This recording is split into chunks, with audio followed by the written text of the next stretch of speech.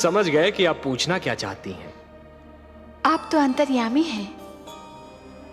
लगता है आप हमारी धरती पर घटने वाली घटनाओं से पीड़ित हो उठी हैं। हाँ पद्मनाभ, मैं बहुत दुखी हूँ। क्यों हो रहा है ये सब? क्यों मचा है ये हाहाकार? प्रेम बनाया था तो घृणा क्यों बनाई? जो हो रहा है, हो सकता है वो वही हो जो स्वयं विधाता ने लिखा हो।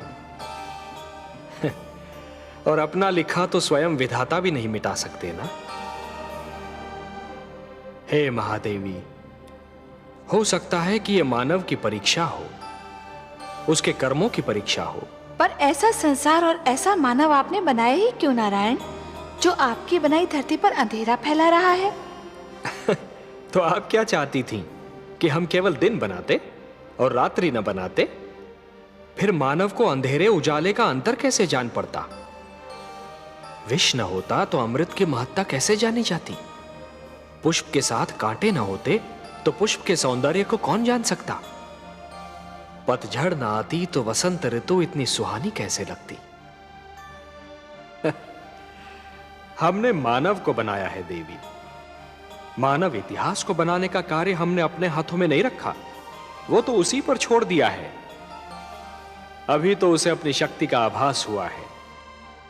इसी से उसे न्याय अन्याय, सत्य असत्य, धर्म अधर्म और पाप और पुण्य की जानकारी भी होगी।